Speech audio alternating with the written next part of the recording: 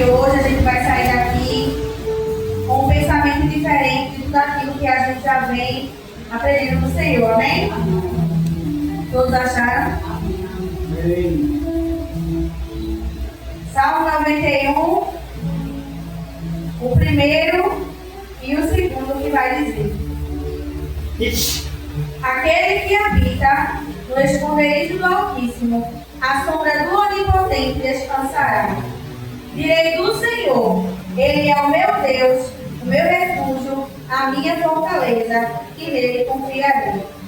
Senhor, meu Deus e meu Pai, nesse momento, estou aqui, Senhor, para te apresentar a minha vida, dizer que nada eu tenho para oferecer aos teus filhos, mas eu sei que pela sua misericórdia, essa noite, através de mim, Senhor, que não tenho nada, que não sou nada, que não posso nada, o Senhor irá falar através de mim para os teus filhos, para nos ensinar, para abrir os nossos ouvidos espirituais, abrir o nosso coração, para que a gente venha entender, Senhor, tudo aquilo que o Senhor tem para nos falar essa noite. Continua conosco, continua presente nesse lugar, falando no nosso coração. Obrigada pela tua fidelidade, pelo teu carinho, Senhor, e pelo teu amor. E assim nós te agradecemos por poder sentar em nome de Jesus. Amém.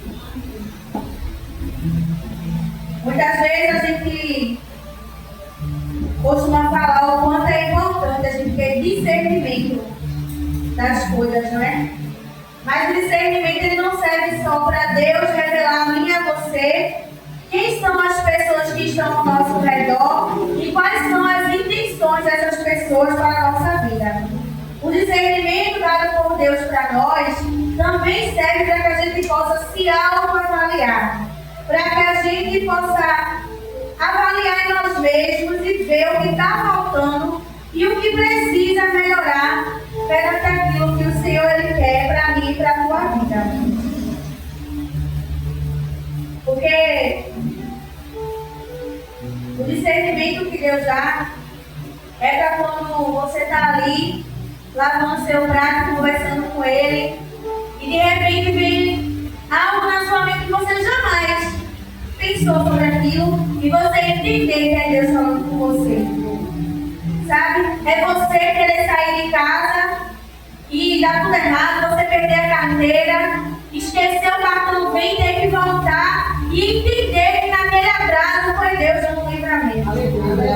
O discernimento é você entender que você perdeu uma consulta, ou que alguém, como meu filho, caiu na escola e machucou o braço, mas você perceber que aquilo ali foi o livramento do Senhor.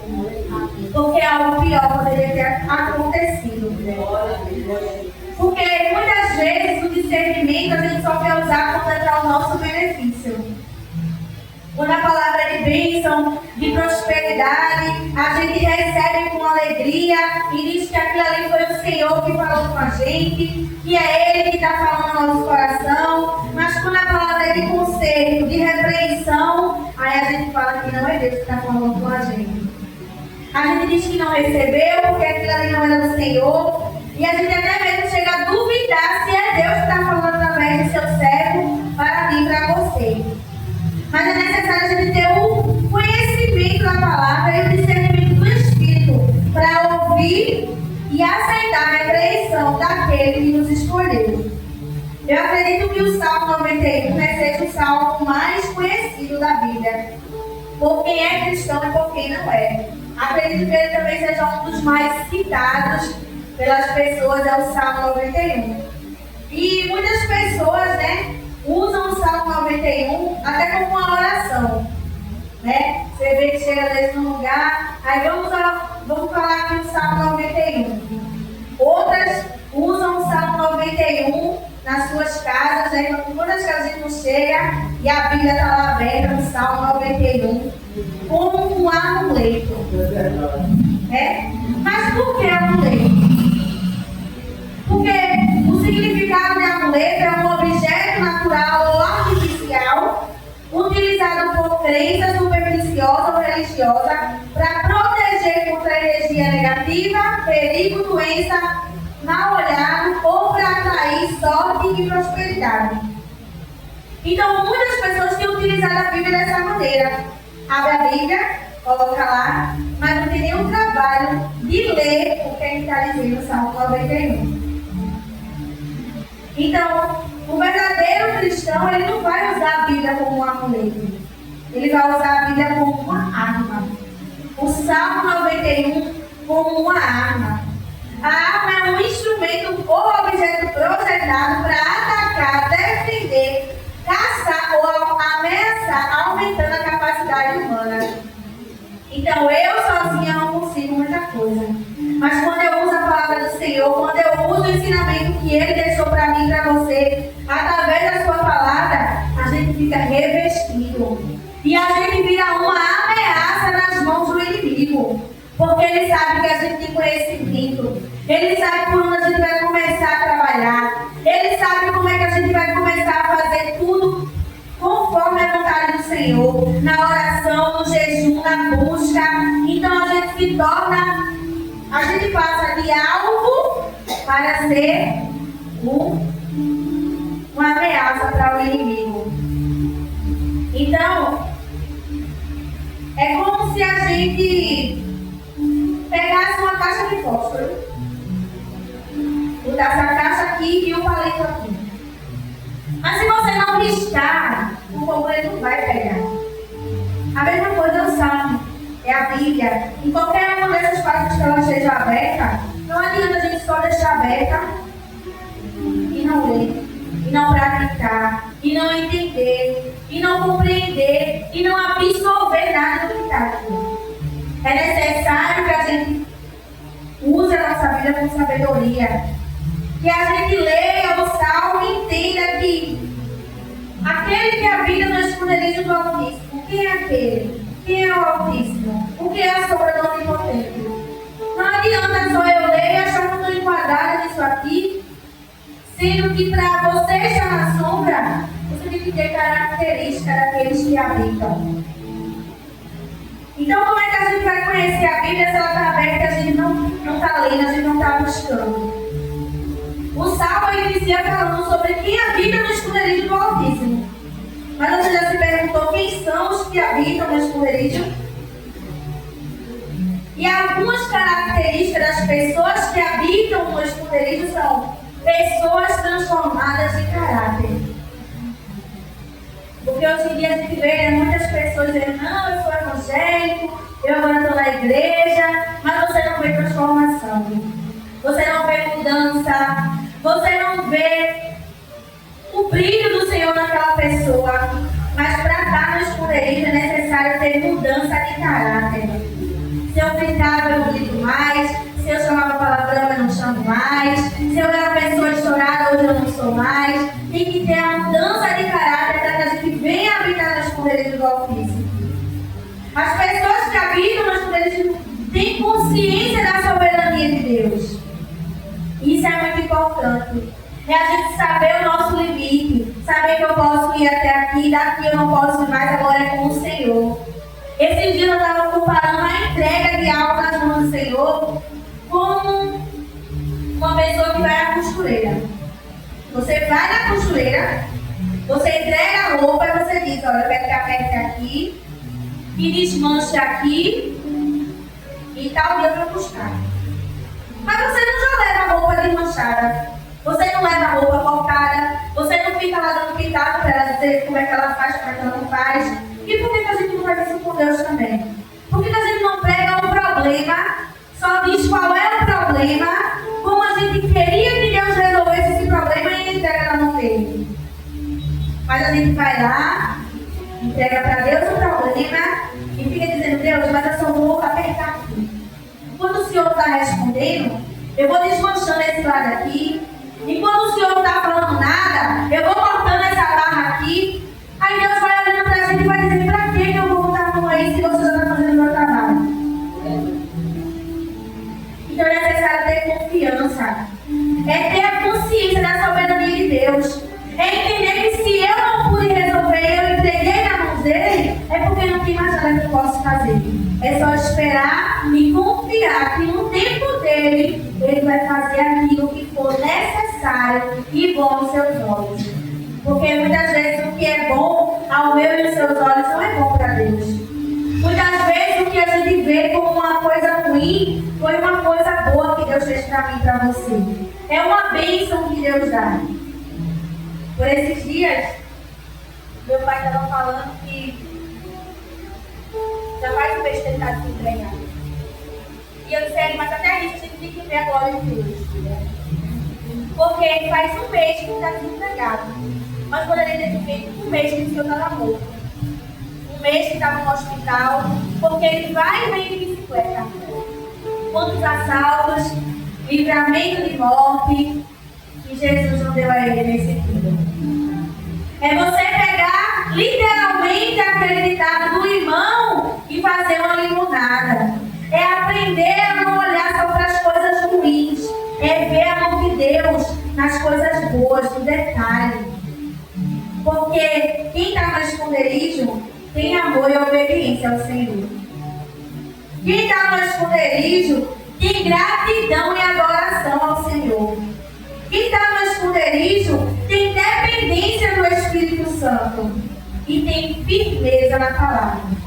Então, como é que a gente vai estar no esconderijo se a gente não tiver enquadrado nesses tópicos que eu falei aqui? É necessário que a gente tenha a firmeza da palavra, lendo a palavra, entendendo a palavra, sabendo que o que está aqui não é só algo que aconteceu lá. É como a irmã Natália falou, todo dia a palavra ela se renova. Hoje eu posso dizer que aquele que habita no esconderijo altíssimo, a sombra do Onipotente descansará, e não surtir efeito para você hoje, mas amanhã vem outra pessoa e fala, e vai surtir efeito para você. E você vai ver com uma visão diferente, e a irmã Maria vê com outra visão diferente, e é um entendimento diferente para cada um de nós. Porque a palavra do Senhor ele se revela de forma diferente. Mas será que é obrigatório que a gente tenha que ter todas essas características para estar na sombra do Onipotente? Para que a gente esteja no esconderijo do Altíssimo? É necessário. Porque aqui fala, aquele que habita. E habitar significa morar, residir ou ocupar um espaço de forma contínua. Ou seja, morar é buscar todos os dias. Habitar é estar na presença todos os dias. Habitar é ler a palavra todos os dias. É falar com o Senhor todos os dias. É buscar a sua presença todos os dias. É entender que a gente precisa dele todos os dias. Porque no esconderijo do Altíssimo, a gente tem que ter essas características, porque tem que ter continuidade, intimidade e comunhão com Deus. E a sombra do Onipotente, o que significa? É estar sob o cuidado de Deus. É estar debaixo da potente mão do Senhor. Mas a gente só costuma cuidar do que é da gente. Então, para que Deus ele venha cuidar de mim e de você, é necessário que a gente entregar nossas vidas todos os dias a Ele. É amanhecer o dia e dizer, Deus, está nas tuas mãos a minha vida. Está nas tuas mãos a direção do meu dia. Eu não sei o que é que me espera durante essa manhã. Durante a tarde, eu não sei o que é que me espera, mas eu sei que o Senhor tem tudo preparado e tudo sob o controle. Eu sei que o Senhor está cuidando de tudo. E eu sei que o Senhor vai me dar sabedoria para o que vem acontecer por esse dia. Mas agora eu cheguei no ponto onde Deus ele tinha falado comigo e deixar claro para que a gente venha entender que existe uma diferença entre ter a presença e estar na presença.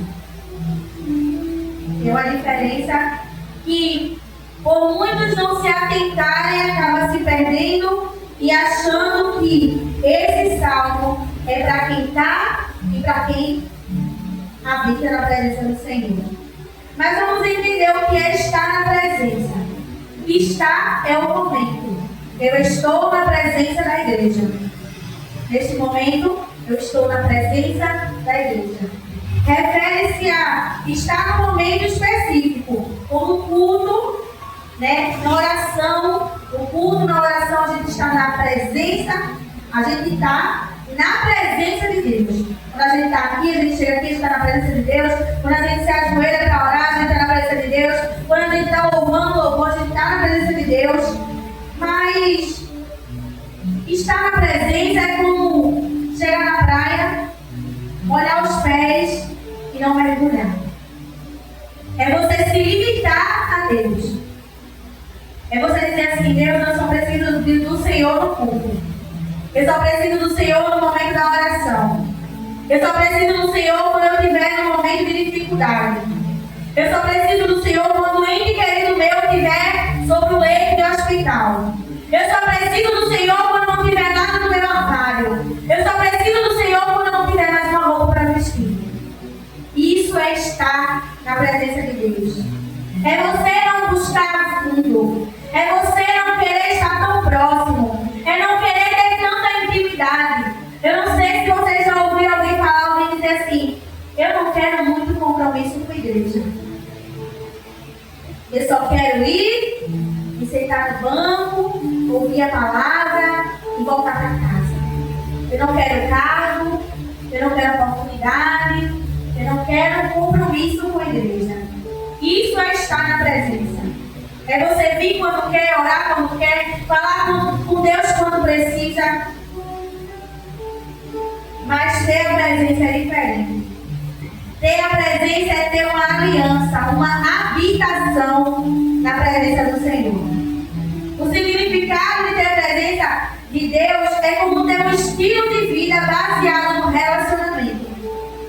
No casamento, você não vai visitar seu marido 2 vezes na semana. No casamento, você vive todos os dias com aquela pessoa. Você dorme com ela, acorda com ela, come com ela, no momento difícil está com ela, no momento feliz você está com ela. Relacionamento. É esse tipo de relacionamento que o Senhor quer. Ele não é você querer o próprio Deus. Não é só o que Deus pode te oferecer.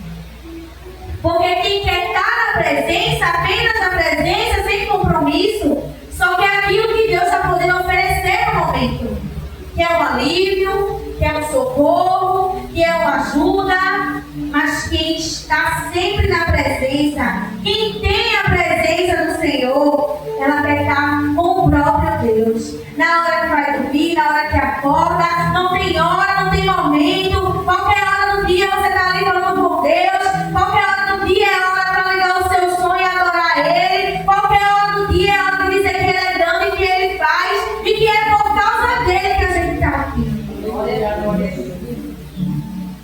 Uma pessoa que teve algumas vezes na presença de Deus, na Bíblia, que a gente pode citar, é Saul. Ele foi o primeiro rei de Israel, foi ungido pelo profeta Samuel. Após o próprio povo exigir um rei, inicialmente um líder com destaque, mas ele desobedeceu. Ele se perdeu. Porque, como um exemplo, a irmã Priscila ir para a igreja e na frente do pastor ela é obediente, na frente do pastor ela fala bem, na frente do pastor tudo está bom, tudo está ótimo, e por trás eu fazer tudo diferente daquilo que eu convidei para o pastor. Ele dizer: Franciele, a farda da festividade vai ser marrom e eu fazer a farda azul. Ele dizer: Franciele, avisa para a igreja que o culto vai ser no domingo às 6 e eu dizer que vai ser no domingo às 9. Esse tipo de pessoa não agrada o Senhor. Esse tipo de pessoa só quer ter a presença de Deus quando Deus tem algo para oferecer. Então, por isso que mesmo ele ungido, ele foi rejeitado. Porque quem vive apenas um momento na presença de Deus, não leva a sério o propósito que Deus tem na sua vida, não consegue viver 1% daquilo que Deus tem preparado para ele. As 2 horas do culto, os 2 cultos da semana, os 4 domingos do mês, os 50 cultos do ano ainda não é o suficiente para o Senhor. Para Ele isso ainda é muito pouco. Para o que Ele faz, para o que Ele nos deu, de onde Ele nos tirou, para onde Ele está nos levando, o que Ele tem feito para a nossa vida, isso ainda é muito pouco para o Senhor. Relacionamento é o ato de estabelecer conexão, um vínculo, uma ligação social entre pessoas ou coisas. Envolve uma convivência, uma comunicação e reciprocidade. Então é necessário para que a gente venha estar no esconderijo do Altíssimo, que a gente tenha esse relacionamento com Deus. E uma pessoa que a gente pode usar como uma pessoa que vivia na presença de Deus. Ele não estava só na presença. Não era só quando ele estava na frente do Senhor como Saul. É Davi. Davi, ele vivia na presença. Ele tinha a presença de Deus na sua vida. E alguns pontos chaves da intimidade de Davi com Deus era o coração transparente. Ele tinha um coração transparente, sem máscara, sem mentira. Quando ele estava perante ao Senhor, era só ele e Deus. Não tinha nada a esconder do Senhor. Ele rasgava o seu coração e ele abria para Deus para dizer realmente o que ele estava sentindo. Era adoração ao Senhor. Davi era a pessoa segundo o coração de Deus. Era o pastor e a ovelha. Ao mesmo tempo que ele regia o povo, ele ainda era regido por Deus. Muitas vezes as pessoas estão se deixando se levar pelos cargos, pelas posições. Esquecem qual é a nossa missão, que é levar a palavra do Senhor. Eu não preciso ter um cargo de missionária para levar a palavra que precisa. Eu não preciso estar com o microfone na mão para falar aquilo que Deus ele quer falar. Muitas vezes Deus me dá uma palavra para trazer aqui. E antes de chegar o dia de eu trazer, chega uma cliente lá no meu salão e eu começo a falar aquilo que Deus colocou no meu coração. E eu disse, poxa, como Deus falou comigo através dessa palavra. E aí a gente entende que muitas vezes a palavra que Deus deu não era para quem estava aqui. Era para quem estava lá.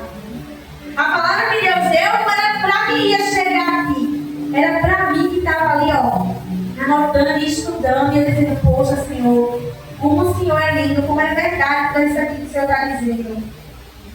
O arrependimento e a restauração de Davi também era um ponto-chave para o Senhor. É um ponto-chave para quem está na presença do Senhor, para quem tem a presença do Senhor. É diferente, a gente sabe como é diferente. Porque uma pessoa, ela não consegue manter uma máscara por muito tempo. Não é? Ela não consegue. Tem gente que chega como Senhor, como é que você está? Meu bonzinho, tudo é bom, tudo é ótimo. Mas com o tempo vai mostrando sua verdadeira face, porque não consegue manter aquela aparência, não consegue manter aquela máscara, aquele fingimento que ela mesma criou. Essas pessoas são apenas as que estão na presença. As que chegam, pode perceber que as pessoas que mais se revelam depois são aquelas que já chegam dizendo, eu sou isso, eu faço aquilo, fiz parte disso, já fui dirigente daquilo. As que mais se colocam lá em cima, que mais faz questão de mostrar o seu currículo, é que depois mostra a sua verdadeira face. E aqueles que são humildes, que chegam ali caladinho, que nem diz o que ele foi, o que ele fez, o que ele sabe, como Deus fala com ele, é que Deus mais se utiliza. É o que Deus mais mostra às pessoas como pessoa de fé, pessoa de adoração, uma pessoa que tem comunhão com ele. A gente não precisa estar se mostrando. Para o Senhor, é como a passagem de Zaqueu. Não é preciso subir para que ele te veja. Na verdade, ele quer que você desça. Ele quer que você desça para que você venha aparecer. Ele quer que a gente desça para que a gente possa mostrar o que a gente tem de melhor. Porque quando a gente sobe, a gente começa a olhar assim, E não é isso que o Senhor quer. Ele quer a gente olhando assim para o céu, para o alvo que é Ele.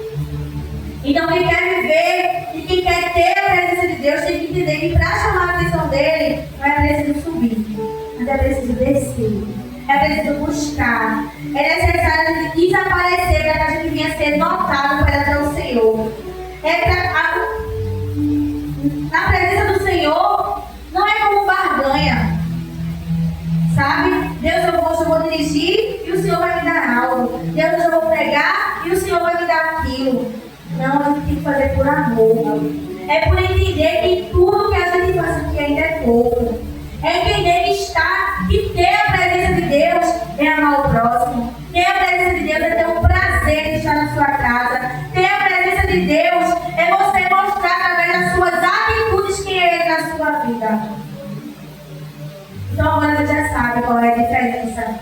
entre estar na presença e ter a presença de Deus. O estar, ele é momentâneo, mas o ter a presença é a habitação.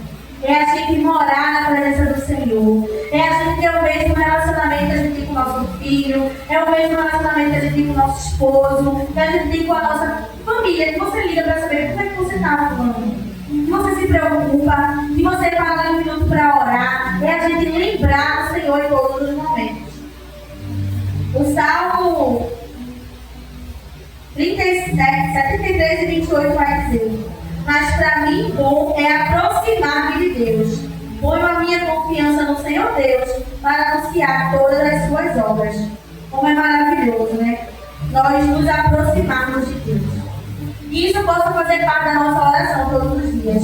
Pedir que o Senhor venha nos aproximar ainda mais da presença dEle. Que Ele venha se manter ainda mais presente na nossa vida. Que a gente possa habitar nas esconderijos do Altíssimo, onde a fome não bate, a morte não chega, onde a doença vai embora. Que a gente possa lembrar que o esconderijo do Altíssimo é o nosso refúgio. É o nosso socorro bem presente na hora da angústia. O esconderijo do Altíssimo é aquele lugar que a gente pode chorar. É aquele lugar que a gente pode se abrir. É mostrar para o Senhor as nossas falhas, os nossos defeitos. É mostrar para o Senhor quem a gente é de verdade, porque com Ele não tem isso de esconder nada, porque Ele conhece a mim e a você. Porque o esconderijo ele não se trata de um lugar físico, ele é um lugar espiritual. É um lugar que a gente acessa quando a gente entra no nosso quarto, quando a gente está ali em oração com o Senhor, quando a gente se abre, a gente se derrama de todo o coração.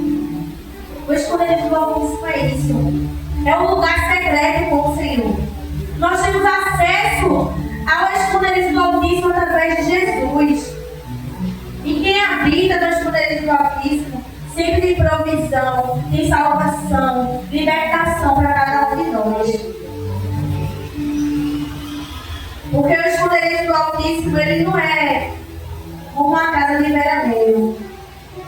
Casa de veraneio fica aluga quando a gente quer descansar, né?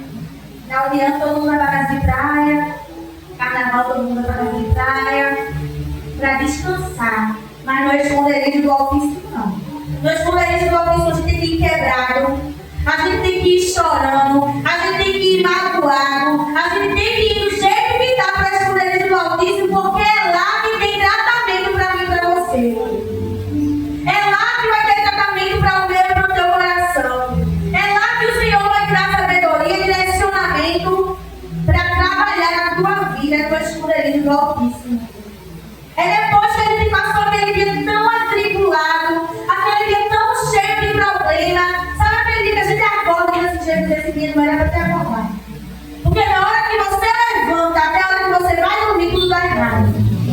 É pra que vai, menino que chora, é a escola que não acontece. Você leva o menino para a escola, o menino cai, o menino quebra o braço, chega no hospital, tá tudo errado. E você chega, meu Deus, é aquela tribulação no seu juízo. Aí quando você está sozinho, é a hora de você ir para o esconderijo. É a hora de você dobrar os seus joelhos e dizer: Deus, eu estou aqui. No teu esconderijo, porque eu sei que o Senhor tem algo para mim. Eu sei que o Senhor tem um renovo diferente. Eu sei que o Senhor tem uma injeção de ânimo. Eu sei que o Senhor tem algo novo para a minha vida. Eu sei que esse dia foi só mais um dia de teste para o Senhor ver como é que está a minha fé perante o Senhor. O esconderijo é para o caído, é para quem está machucado, é para quem está triste. Porque lá dentro do esconderijo tem uma olaria. Uma olaria que trata de mim e de você. Mas geralmente o barro ele é moldado e ele é colocado no fogo. Para que ele mantenha aquela estrutura que foi feita com ele. Mas quem está na presença, quem é moldado no esconderijo do Altíssimo, ele é moldado na sombra. Ele é moldado no cuidado. Ele é moldado na presença daquele que o ama. Não tem fogo para aquele que está na sombra não onipotente. É só descanso. É você pegar o seu fardo e dizer: Senhor, está aqui, eu estou em tuas mãos. Ele vai começando a moldar o nosso espírito, o nosso caráter.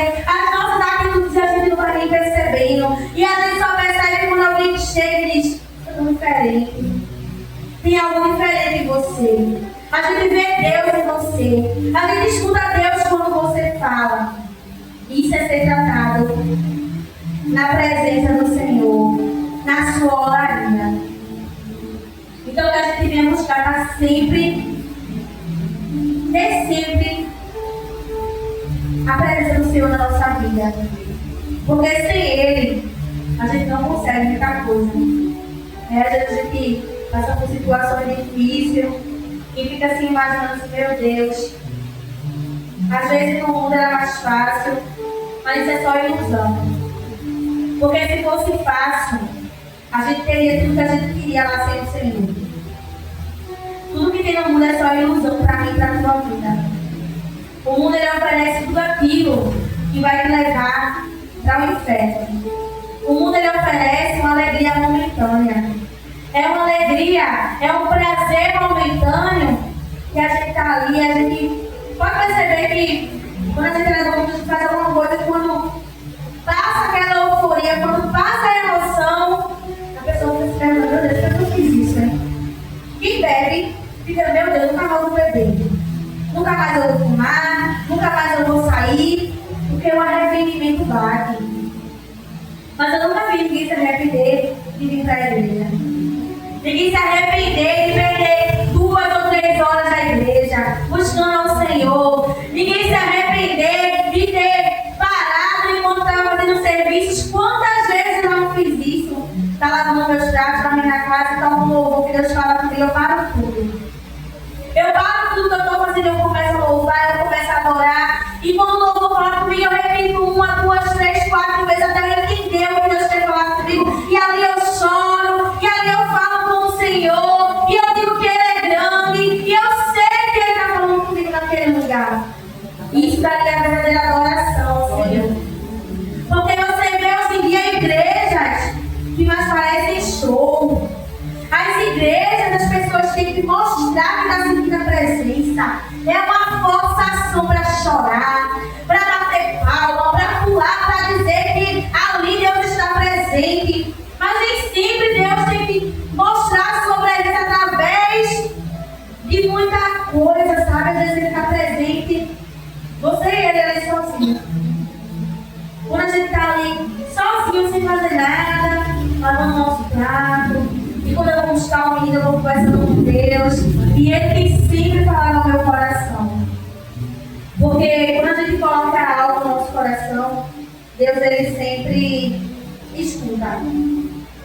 Antigamente eu ia para a igreja, assim que eu voltei, eu dizia assim, as pessoas diziam, Deus falou comigo, Deus dizia, Deus, eu queria tanto escutar o Senhor falar comigo. Eu queria tanto ouvir o Senhor falar comigo. Mas as pessoas dizem assim, Deus falou comigo, eu queria ouvir o Senhor falar comigo. E agora é muito engraçado, sabe? Porque às vezes você está cortando a cebola ali e só aquele ato de cortar a cebola dessas vezes, você está vendo? Eu estou cortando, eu estou fazendo. E Deus falando com você esses dias, eu estava varrendo a casa e vi um balão do meu filho assim no chão. E aí eu peguei e estourei o balão com a vassoura. E o balão estava junto do lixo. Quando eu estourei o balão, o lixo espalhou. Nesse simples ato, Deus falou comigo. E eu disse assim, tá vendo como é que é? Porque que tu tem que ter calma, que tu tem que ter tranquilidade. Porque se tu estourar, ó, tudo que tu já construiu vai se acabar. Tudo que tu já juntou vai se espalhar. Tudo aquilo que eu recolhi de tu vai se espalhar de novo. E tu vai voltar a ser quem tu eras. Num simples ato de varrer a casa, Deus Ele falou comigo. Mas para isso é necessário a gente estar em comunhão. É necessário a gente estar ali, ó, buscando a presença do Senhor, é ter a presença do Senhor. Todos os momentos da nossa vida é ver, é literalmente, como o pastor falou por esse dia, a gente vê o Senhor falando até na folha de balança. É querer enxergar o que Deus quer falar. Não é só querer ouvir as bondades que Ele tem para a gente dar. Porque ouvir só elogio é muito bom. Mas se uma pessoa só recebe elogio, ela nunca vai procurar ser melhor. Ela vai começar a se achar, vai achar que não tem ninguém melhor para substituir ela, vai achar que ela é insubstituível. Por isso que é necessário a gente ter repreensão. Precisa melhorar aqui, precisa fazer assim. E entender que Deus é cuida, que ama também. É o Deus que repreende. É o Deus que fala comigo e com você. E às vezes a gente pode até pensar assim, mas eu me enquadrei em tudo que está no meu esconderijo. Eu me enquadrei em todos os tópicos das pessoas que estão no esconderijo. E mesmo assim eu estou passando por dificuldades. Mas aqui não diz que você não vai passar dificuldade. Está dizendo que quem habita no esconderijo do Altíssimo, a sombra do Onipotente descansará. Ele está dizendo que há descanso para mim e para você. Ele não está dizendo que tem tranquilidade, tem descanso. Tem lugar de repouso. Tem lugar de renovar as forças da nossa energia. O Senhor ele não promete tranquilidade. Ele promete descanso para mim e para a tua alma. Porque a tranquilidade a gente só vai ter quando a gente chegar na glória. Então que a gente possa estar sempre com nossos pensamentos voltados no céu. Porque a Bíblia diz que o que estiver ligado na terra vai estar ligado no céu, o que está ligado no céu vai estar ligado na terra. Então que a gente possa estar em todos os momentos. Eu sei que a vida de dona de casa não é fácil. É menino, é casa, é comida, é marido, é roupa e é trabalho. Mas sempre tem um momento ali que a gente está ali paradinha, lavando os pratos, servindo, dá para falar com Deus.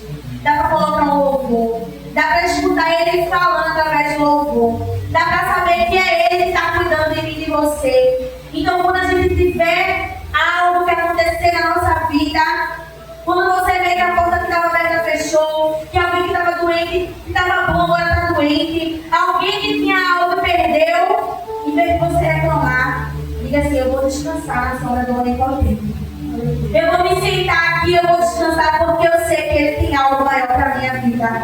Eu sei que isso que o Senhor fez foi para me dar algo melhor lá na frente. É reconhecer que quem está no esconderijo do Altíssimo, na sombra do Onipotente, descansará. Lá também diz que Ele é o nosso Senhor e a nossa fortaleza. Então a gente nunca vai estar fraco se a gente estiver na sombra do Onipotente. A gente vai estar cada dia mais forte, porque é Ele quem luta por você. Estar na sombra do Onipotente deixa sobre o cuidado de Deus. Quando a gente anda com os nossos filhos, eles estão sobre o nosso cuidado, sobre a nossa tutela e nossa responsabilidade. Isso significa o quê? Que se eu sair na rua com ele, é minha obrigação proteger ele, cuidar dele, segurar a mão dele. Então, se eu e você estamos sob o cuidado do Senhor, é responsabilidade dele, cuidar da minha vida, da tua casa, da tua família, dos teus parentes, do nosso filho. É responsabilidade dele, porque a nossa vida está na mão do Senhor. Amém? Eu agradeço a oportunidade. Mas antes de encerrar, eu vou voltar para a igreja o hino 561 da confissão, hein? Vamos louvar.